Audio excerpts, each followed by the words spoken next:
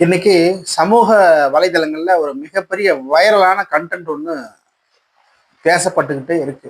பாஜகவை விட செல்வாக்கு மிகுந்தவர் நம்ம ஆட்டுக்குட்டி அண்ணாமலை அப்படிங்கிற ஹேஷ்டேக் பறக்குது. பிஜேபிக்கு அவ்வளவு செல்வாக்கு கிடையாது, ஆனா பிஜேபியை விட அண்ணாமலையின் செல்வாக்கு அதிகம் அப்படின்னு ஒரு கண்டென்ட் ஓடுது. இதுக்கு பின்னாடி மிகப்பெரிய ஒரு அரசியல் உள்நோக்கு இருக்கு. முதல்ல தமிழ்நாட்டில் என்னைக்கும் பிஜேபி தலை தூக்கவே முடியாது. ஒரு புத்தகத்தை பரிந்துரை செய்யறேன். இந்த புத்தகம் நீங்க படிக்கணும். இந்த புத்தகம் மதயானை.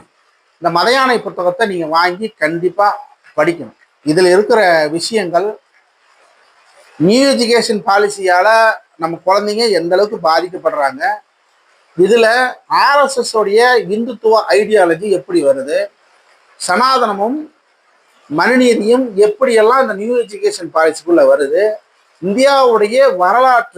இந்தியாவுடைய டோட்டல் வரலாற்றையே மாற்றி அமைக்கிற வேலையை இன்னைக்கு ஏன் பாஜக செயல்படுது அப்படிங்கிற தெளிவான உரைய பள்ளிக்கல்வித்துறை அமைச்சர் அன்பில் மகேஷ் பொய்யாமொழி தெளிவா இந்த புத்தகத்துல சொல்லியிருக்காரு. நான் படித்தேன், மிக அருமையா இருக்குது, ஆவணங்களோடு இருக்குது. நீங்க தவறாம வாங்கி படிக்கணும். ஒவ்வொரு பேரண்ட்ஸும், குழந்தைகள் வச்சிருக்கிற ஒவ்வொரு பேரண்ட்ஸும் படிக்க வேண்டிய புத்தகம் இந்த மதயானை அப்படிங்கிற புத்தகம். வாங்கி படிங்க. அண்ணாமலைக்கு ஒரு மிகப்பெரிய செல்வாக்கு இருக்குது. இந்த செல்வாக்கு பாஜக தமிழ்நாட்டில் வளருவதற்கு முன்னால், அதாவது பாஜகவை விட அண்ணாமலைக்கு மிகப்பெரிய செல்வாக்கு இருக்குது. அண்ணாமலைக்கு அப்புறமா தான் பாஜக, அண்ணாமலையால் தான் பாஜகவே உயர்ந்தது. அதாவது ஒரு தேசிய கட்சி தன்னுடைய வலிமையை அண்ணாமலை வைத்துத்தான் நகர்த்துகிறது அப்படின்னு எல்லாம் இன்னைக்கு சமூக வலைதளங்கள்ல அண்ணாமலை அப்படியே கூஸ் பம்பா ஏத்தி ஏத்தி ஏத்தி ஏத்தி போடுறாங்க. நிறைய பதிவுகள் அண்ணாமலை குறித்து ஏதாவது தவறுன்னா உண்மைதான். அவன் பண்றதெல்லாம் அயோக்கியத்தனம், செய்யற அயோக்கியத்தனங்களை வெளிப்படையா வைக்கிறோம் அப்படின்னா அதுக்கு கமெண்ட் போட ஒரு 4 பேர் தத்துக்குட்டி 4 பேர் கமெண்ட் பண்ணுவான். இந்த கமெண்ட் பண்றவங்க எல்லாம் யாரு அப்படிங்கிறதையும் இந்த வீடியோவில் நம்ம பார்க்க போறோம். ஏன்னா இதற்கு பின்னால் ஒரு மிகப்பெரிய சதி வேலை நடக்கிறது. இன்னைக்கு பாஜகவுடைய மாநில தலைவர் யார்? நயினார் நாகேந்திரன். அவர் தான். நயினார் நாகேந்திரனுடைய பின்புலம் என்ன அப்படின்னு நான் பார்க்கணும். அந்த ஆள் அரசியல் கட்சிக்கு வந்ததிலிருந்து, அதாவது அதிமுகவுக்கு வந்ததிலிருந்து அவருடைய வளர்ச்சி எப்படி, அவர் எப்படி வளர்ந்தாரு, யாரால் வளர்ந்தாருன்னா அதிமுகவால தான் அவரு இனம் காணப்படுகிறார். அதில் அதிமுகவால தான் அவர் உயர்கிறார். அப்ப அதிமுக அதை எதிர்த்து இன்னைக்கு நிறைய இடத்துல அதிமுகவை எதிர்த்து அண்ணாமலை பதிவு போடுறார். நயினார் நாகேந்திரன் அதிமுகவிலிருந்து பாஜகவில் இருக்கிறார். இந்த நயினார் நாகேந்திரனுக்கு பின்னாடி இருப்பவர்கள் யார் யார், அதாவது தொண்டர்களாக இருப்பவர்கள்ல யாரா இருப்பாங்க நல்லா யோசிச்சுக்கோங்க. அப்போ நயினார் நாகேந்திரனுக்கு பின்னாடி இருக்கிற அனைத்து அதிமுக தொண்டர்களையும் வளைத்து பாஜக பக்கம் இழுத்து நயினார் நாகேந்திரனை மாநில தலைவராக மட்டுமே வைத்துக்கொண்டு தேர்தல் ஆணையத்தின் உதவியோடு பல இடத்தில் நல்ல கட்சிகள், நல்ல தலைமைகளை இழந்திருக்கிறோம். இந்தியாவில் இருக்கிற எல்லா இடத்துலையும் கட்சிகளை சிதைத்து தான் இந்த பாஜக ஆட்சிக்கு வந்திருக்குது. அப்படி தமிழ்நாட்டுக்குள்ள எப்படியாவது ஒரு வேலை வீசிடணும். திமுக மேல வீசுகிற வேல் திமுகவை சிதைக்கணும் அப்படிங்கிற ஒரு முடிவுல தான் இந்த ஆட்டுக்குட்டிக்கு ஒரு மிகப்பெரிய மவுஸ் இருக்குது. இந்த அண்ணாமலைக்கு ஒரு மிகப்பெரிய பொறுப்புக்கு இந்த வரைக்கும் கொடுக்காம இருக்கிறாங்கல்ல. நிறைய பேருக்கு இந்த டவுட் இருக்குல்ல, இந்த டவுட்டும் இந்த வீடியோல கிளியர் பண்ண போறேன். ஏன்னா அண்ணாமலைக்கு ஒரு பொறுப்பும் கிடையாது. மாநில தலைவராக இருந்தாரு, நல்லா செயல்பட்டாரு. திமுக மேல நெகப்பட்ட குற்றச்சாட்டுகளை வச்சாரு. வெச்ச குற்றச்சாட்டுகள் அத்தனையும் பொய் என்று இன்னைக்கு ஆளுகின்ற அரசாங்கத்தால் நிரூபிக்கப்பட்டுவிட்டது. ஆனாலும் அண்ணாமலை தொடர்ந்து அந்த பொய்யை சொல்லிக் கொண்டே வந்தார். இந்த பொய்களை மட்டுமே வச்சு முன்னேறிய தலைவர் யாருன்னா அண்ணாமலை மட்டும்தான். எப்படியோ ஒருத்தர் முன்னேறிட்டார். அவர் பொய் சொன்னான்னு உண்மை சொன்னான்னு, அவர் எக்ஸல் சீட்டா இருந்தானே, ஆட்டுக்குட்டியா இருந்தானே, தத்தியா இருந்தானே, தன்னை அறிவாளி ஆக்கிக் கொள்வதற்காக இங்கிருந்து வெள்ளைக்காரனிடம் போய் மண்டிட்டான் அப்படிங்கிற வரலாற நாங்களாம் மறந்துட்டு அவர் அங்க போய் படிச்சார். லண்டன் போய் படித்துத்தான் இந்திய அரசியலை இவர் செய்ய வேண்டும் என்றால் எவ்வளவு எவ்வளவு எவ்வளவு தத்தியா இருக்கணும், உணரணும் இல்ல. அந்த உணர்ச்சிகள் எல்லாம் இல்லாம இருக்கிறவங்க தான் அண்ணாமலை பின்னாடி தெரியுறான். இந்த அண்ணாமலை என்ன பண்றாரு, அண்ணாமலைக்கு ஒரு வார் ரூம் இருக்கு. அது தமிழ்நாட்டுக்குள்ள இருக்கா, இங்கதான் நாம் சிந்தித்து பார்க்க வேண்டும். அண்ணாமலைய மலையுடைய வார் ரூம் எங்க இருக்கு, பெங்களூர்ல இருக்கு. அந்த வார் ரூமை வச்சுதான் இன்னைக்கு அண்ணாமலை தமிழ்நாட்டில் ஒரு மிகப்பெரிய ஆளுமையாக தன்னை காட்டிக்கிறார். ஒரு ஆன்லைன்ல சமூக வலைதளங்கள்ல நடக்கிற எல்லா விஷயங்களையும் எடுத்து போட்டு அதை பல பேருக்கு ஷேர் பண்ணி அதன் மூலயமா அண்ணாமலை ரொம்ப பிரபலமான ஆளா தன்னை காட்டிக்கிறதுக்காக அவங்க கையாளுற விதம் பெங்களூர்ல இருக்கிற வார் ரூம். சரி, இந்த வார் ரூம் யார் அமைச்சு கொடுத்துருக்குறாங்க அப்படின்னா, அங்க பெங்களூர்ல இருந்து ஒரு அரசியல் தமிழ்நாட்டுக்குள்ள ஒரு இயங்குது. அது அண்ணாமலை மூலமா இயங்குது. அது அது அங்க பெங்களூர் பாஜக இதுல சம்பந்தப்பட்டிருக்குது. கர்நாடகா பாஜக இதுல சம்பந்தப்பட்டு தான் இன்னைக்கு அண்ணாமலைய தமிழ்நாட்டுக்குள்ள இறக்கி வேலை பார்க்குது. அவரு ஏற்கனவே சொல்லியிருக்காரு, நான் எங்கு வேண்டுமானாலும் பிறந்திருக்கலாம், ஆனால் என் உயிர் பிரியும் போது நான் கர்நாடகாவில் தான் பிரியும், நான் கன்னடர்களுக்காக நான் வாழ்வேன் அப்படின்னு அவர் வாக்குமூலம் கொடுத்துருக்கிறாரு அங்க. அப்படி அங்க சொல்லிட்டு தமிழ்நாட்டுக்குள்ள நான் தமிழன், நான் தமிழர்களுக்காக இங்க ஆட்சி செய்ய வந்திருக்கிறேன், பல பொய்களையும் புனை சுருட்டுகளையும் அண்ணாமலை தொடர்ந்து வச்சுக்கிட்டே இருக்கார்.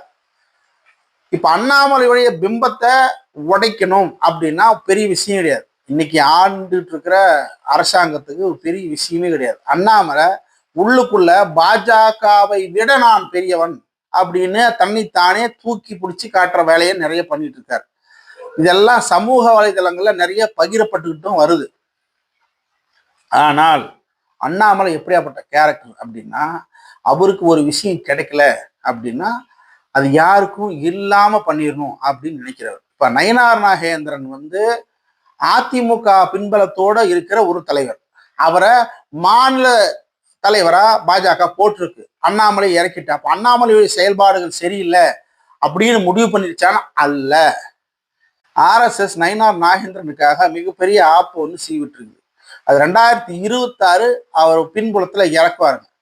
ஏன்னா நயினார் நாகேந்திரனை ஒரு தலைமையா காட்டி பாஜக தொண்டர்கள் குறைவு, இங்க பாஜக தொண்டனுக்கு எவனுக்கும் அதிகமாக ஓட்டு போட்டு நம்மளால ஜெயிக்க முடியாது. ஏன்னா மிகப்பெரிய விஷயங்கள் எவ்வளவோ செஞ்சியும் அந்த ஆளு எங்கேயுமே நின்று ஜெயிக்கல, யாரு, அண்ணாமலை. அப்போ நயினார் நாகேந்திரன் ஏற்கனவே நின்று ஜெயிச்சு பாஜகவுக்கு ஒரு எம்எல்ஏ சீட் வாங்கி அந்த ஆள் போய் சட்டசபையில் இன்னைக்கு பேசிக்கிட்டு இருக்கிறாரு. அப்போ அவருக்கு பின்னாடி இருக்கிற அரசியல் பின்புலங்கள் பேக்ரவுண்டு நல்லா இருக்குது. அப்போ நயினார் நாகேந்திரனை வச்சு தமிழ்நாட்டில் பாஜக வளர்த்தணும். அந்த வளர்த்து எல்லாத்தையும் கொண்டு இன்னைக்கு எந்த பதவியும் கொடுக்காம 2026 வரைக்கும் ஒரு சாதாரண தொண்டனா மட்டுமே டிராவல் பண்றேன். பாஜகவில் நான் மிக சிறிய தொண்டனாக மட்டுமே, அவ்வளோ பெரிய தியாகியெல்லாம் ஒன்றும் கிடையாது அண்ணாமலையுடைய நோக்கம் என்ன அப்படின்னா, தமிழ்நாட்டுடைய சிஎம் ஆகிறது தான் அண்ணாமலையுடைய நோக்கம். நயினார் நாகேந்திரன் சிஎம் ஆக முடியாது, நல்லா தெரிஞ்சவங்க. நயினார் நாகேந்திரன் சிஎம் ஆகவே முடியாது. அவர் மேல அவருக்கு ஆசையை மட்டும் காட்டி அண்ணாமலையை சிஎம் சேர்ல உட்கார வைக்கிறது தான் பாஜக, அதுவும் RSS உடைய ஐடியாலஜி. ஏன்னா இவர் RSS மூலியமா தான் படிக்கிற காலத்திலிருந்து இவர் வளர்ந்தது RSS கிட்ட. இவர் படிச்சது RSS பின்புலம் உள்ள ஒரு அகாடமியில. அது மூலியமா தான் இவர் IPS ஆனார். IPS ஆகி RSS-இன் உதவியால் தான் கர்நாடகாவில் சிங்கம் அப்படின்ற மாதிரி பேர் வாங்கினார். என்ன தெரியுமா, ரோட்ல போறவன வரவனெல்லாம் அடிக்கிறது. நல்லா நினைச்சு பாருங்க, நீங்க IPS ஆபீசரா கூட இருக்கலாம், ரோட்ல போறவனை இழுத்து போட்டு அடிச்சா விடுவாங்களா? மனித உரிமை ஆணையம் ஒண்ணு இருக்குல்ல, அது கேள்வி கேட்கும். கர்நாடகாவில் மனித உரிமை ஆணையம் இல்லையா அப்படின்னா எல்லாத்தையும் முடக்கி இவரை மட்டும் புஷ் பண்ணி இவரை பெரிய சிங்கமா காட்ட காரணம், அண்ணாமலையை வச்சு ஒரு மிகப்பெரிய கேமை தமிழ்நாட்டுக்குள்ள, அது தென்னிந்தியாவில் கொண்டு வரணும் அப்படின்னு. அதுவும் அவரை அண்ணாமலையை மிகப்பெரிய அரசியல் சக்தியா கர்நாடகாவில் கொண்டு வரணும்னு நினைச்சாங்க.